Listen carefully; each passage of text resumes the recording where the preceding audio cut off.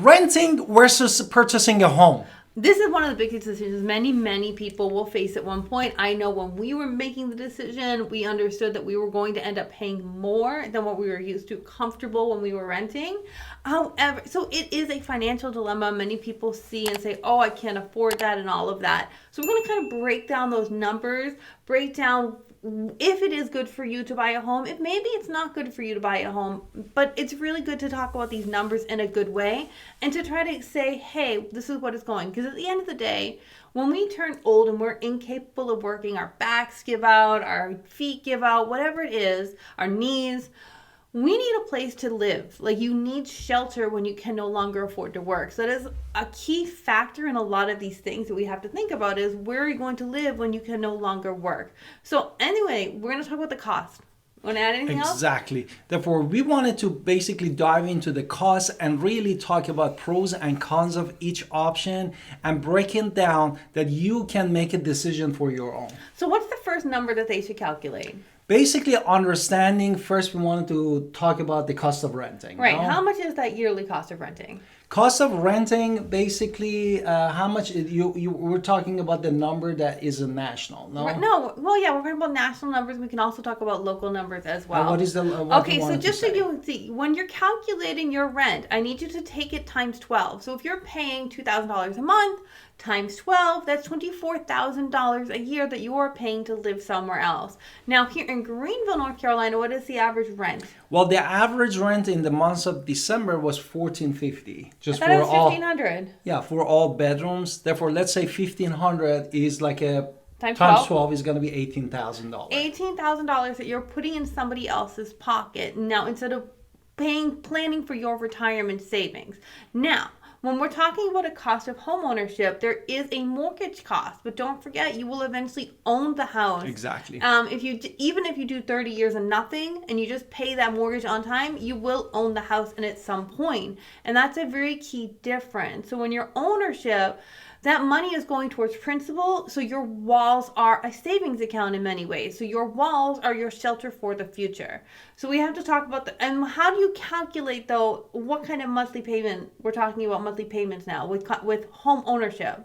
Exactly. Therefore, when you borrow definitely the money from the bank, we are talking about the principal and interest. No? Right, and then also taxes. And also we have the property tax, and the fourth item is going to be your home mortgage insurance. Right, those are all included in your monthly payments. Exactly. So don't think that those are 4 separate bills. So that one cost, maybe it's going to be, I can tell you, I have clients right now looking at $2,150 a month for a brand new home, because that's going to include taxes, homeowners insurance, monthly payment, principal. So it's there. Thinking about it right now. So your cost won't be exactly the same, but you are getting in return shelter, exactly. So before we talk about more of these costs and break down more things like taxes and maintenance, let's do our introduction. Yes, let's hit it. Let's hit it.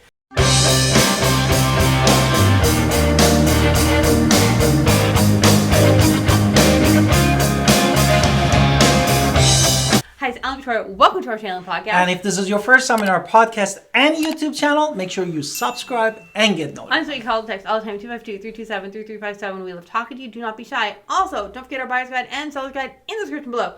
Whew! Now, I want to talk to you about taxes. Exactly. Therefore, one of the key actually that is part of your mortgage payment every month is your property tax, which basically in Pitt County, North Carolina, or average, we are 0.85 of the whole purchase price. Or 1% in some areas. In some area, 1%. Either way, that is lower than the national average, which is 1.11%. So let's think about that. If you have a house and the national average is what, 500,000 these days, 1.1% is going to be how much of 1.1 of 500? 1.500 is going to be 5,500. Yes. $5,500 a year. Now let's just talk about North Carolina. I told you we can get you a house $300,000 brand new. $300,000 brand new at 1%. What is that? $3,000? No. Yes, exactly. So you can just see taxes differ by region. different by location. There are parts of North Carolina where you can get even cheaper taxes than what we pay. Just so you know, the cheapest one I found in the local area was 0.7, not in my county, but in other counties. So you can see taxes do vary, but again, it's part of the monthly payment. So until you become retired, and then you care about taxes because that's the only bill you're paying. And now what about else? Maintenance. Exactly. What do they advise? Maintenance, in general, they say that if you wanted to keep your house in a good shape, it is good to invest 1% of the home value. Or save 1% to when. Value. So for instance, let's hypothetically say the worst thing happens, the HVAC goes out or you need a new roof. Those are the big ticket items, right? Those are the most expensive items on a house. If you need new HVAC, we're talking $8,000 to $10,000. If you need new roof, also probably $8,000 to $10,000, depending on the size of the house and the kind of the house, and it can be more. But either way, if you are saving $5,000 a year and didn't do anything, you have your $10,000 when it comes. Or you save a little bit and then you say these big ticket items are on my list. So you have to pay attention to maintenance costs. And but when my wife said $5,000 is for $500,000 yes, house. I did. But if you are buying really $200,000 or $250,000, you're talking about $2,000 to $2,500, which is 1% of the purchase price of the home. And either you save it in your savings account, or you are investing it in the home because things need to updating, and the kitchen needs updating. That's typically the interior what that needs the most. Let's talk about that mortgage payment as well. Okay, what we wanted to talk about the mortgage payment. Okay, because I want to talk about opportunity cost, which is something that you don't see with your physical eyes. You might say, I could use that extra money and put it towards a stock, and I will make 10% in return if I put it in stocks. Correct. Maybe that's true. You are the wizard. You know your stock world. That's awesome. However, you have to think about what you're giving up, which is shelter. So you need a place to live when we cannot work anymore. So if you have all this money in stock but no shelter, and shelter prices have gone up significantly, you actually lost money there. So we have to think of the lost earning, the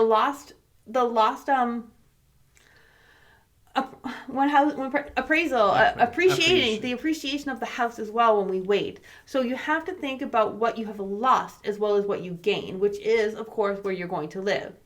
Yes. Therefore, bottom line, you were talking about the long-term investment, because when you said 10%, I said 2 years ago we did a stock market, we didn't even gain any money. Therefore, I said if you're a wizard. That's not true in the housing, because housing always, in average, appreciate between 3 to 6% every year. Again, this was on averages and saying someone's a wizard. I didn't say specifically a guarantee. 10%. Okay. Therefore, what is the next thing that we wanted to talk really was the capital calculating how much it cost costs of the to capital. come up with that down payment? How do you come up with the down payment? Down payment, we have different scenario. No, first of all is that you are proactive and you start saving. Every month you put it aside, and based off the richest man in the Babylon, they say 10% of your income should go to you're paying your debt, and 10% is going to saving in your bank account. That's how you make riches. Yeah. Therefore, this is one it comes from. But there are other options really for the down payment. The most common ones I see is people will tap into their 401ks because they understand the stock market's good, but I need to buy a house because I need shelter. Exactly. Also, people will always calculate, I lost so much. Houses depreciated in 2008 and they lost all this equity. But it honestly, let's be honest, this is now 2023 at the filming of this video, the end, almost 2024, like literally in 2 days or so. So my question with this is going to be, it came back. Stocks came back, and there's no bad actors this time. So before you had bad actors, now we don't have anybody being bad. So you still need shelter. Waiting for the world to crash isn't necessarily in your financial benefit. So coming up with ways, and gift funds are another common way people get by houses. Exactly. So there are ways to come up with a down payment. Yes, I know renting can be cheaper, but sometimes you do have to pay first, last, and security deposit. We had to. So therefore, you're already coming up with pretty much almost what you need for a down payment. Well, we said in another video, we have different kind of the down payment. You can get the gift from one of the immediate family or friends, Or you can look at where you're living in the state of North Carolina, for example. We have always incentive from the local government for the first-time home buyer. Or you can go in our area, in some of the part of the county, we have USDA that you can go 0% down payment. Therefore, there are solutions for that. Or some bank and also financial institution also offering now to cover your 3.5% FHA loan. No? Well, that's not really covering. It's another loan. It's a loan of a loan. Loan of a loan. But still, you are not paying upfront that money. Right. Another thing to talk about before we leave this financial aspect of buying a home is, of course, interest. Interest has been the 2023 topic. In 2024, it's supposed to go down according to the FOMC meeting that just happened, which is why stock market's rallying. So understanding there is a difference in calculation. We have a bunch of videos on calculating debt and how much you could pay. But interest rates, if they're at 6%, 6.2 versus 5%, you're in a different bracket of how much home you can buy. Exactly. So understand purchasing power is related to interest rates. I know sometimes we think Washington doesn't matter. Many times I say Washington doesn't matter. But in this case, what their number matters when you're coming to buy a home. And now we wanted to talk about the rule No, of... I want to go to non-math. Non-math? Okay. Non-math. Okay. What are the non-math reasons why people buy a home? Well, there are lots of lifestyle, psychological benefit, health benefit. No, that's what we covered in another video that you can think about it. Well, another thing Peace of a mind. Yeah, we watched It's a Wonderful Life last night, which is, it's with the feeling of this video, it's Christmas time. I love watching It's a Wonderful Life around Christmas time. It's been a tradition all my life. So anyway, I want to point out in this movie, the guy who gives out loans and mortgages for people to buy their own homes, and their homes had appreciated or doubled in value because this town was good. Without him there, everybody was now a renter in this horrible place, and it wasn't even have the same name. It didn't have the same. People weren't as happy. They were more upset about everything because they couldn't own their own home. And so renting forever it's ingrained in us to want to have our own place. Exactly. You take care of it more. You have security. You have control. I just want to point out, this is a movie from 1930, right? 1940, whatever, black and white. Black and white movie, and they're talking about the same thing. So there's lots of non-math reasons to buy a home, and a lot of it has to do with where you are in your life. How you don't want to rent anymore, and you really are at that point in your life to where you do want to buy. Exactly. And one of the things that my wife also wanted to talk about is about demographic and housing affordability, no? Absolutely. That's in some generations, they definitely put these things, being a homeowner, in the top of their priority, no? That they wanted to, because also you're looking at 30 years of the long term. When you get older to your 60, you already paid off your home. No? And it's such a scary trend of 2023 that was not scary before, was people in their early 30s were buying homes, which means with a 30-year mortgage, by the time you turn 65, you've also paid for your home. Now, what's happened in 2023 when those interest rates went high is that almost people in their late 30s, early 40s are when they started buying homes, which are much later, and also means that they probably owned something before and they're kind of shifting more than buying. So really those interest rates hurt a lot of first-time home buyers, a lot of people who would be buying, and now they're kind of stuck in renting. I know other parts of the country have crazy income disparity. We are very lucky to be in Greenville, North Carolina, to where we do not have that crazy income disparity, and you can still buy an affordable home.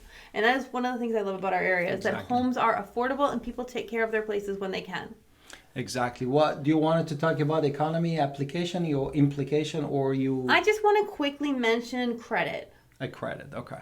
Right? You want to talk about credit? No, just please talk about it. Well, I mean, you have to have at least a 580 credit score. You have to pay attention to your debt. Do you want to talk a little bit about all of that? Exactly. Therefore, what we wanted to say, even you think that you are not ready, but really money management and financial situation is definitely matters. Definitely look at with the online application now we have with the different banking, or annualreport.com, creditreport.com. Make sure you closely monitor your credit score, because when is the time for you in that window yet you want to purchase a home, you be ready, not just think about how I can improve my credit score. I want to also point out on a personal note, I want to say it was 2013 or 2014. After we got married, we went to talk to a mortgage broker.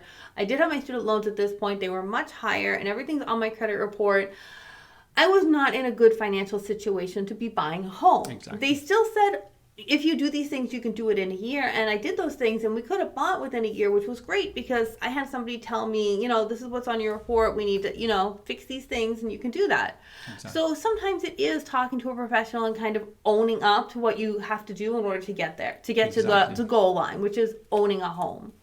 I hope you enjoyed this podcast and video. We'd love to connect with you. Don't forget to call us at 252-327-3357 and also leave us a comment, share your ideas and also life experience with us.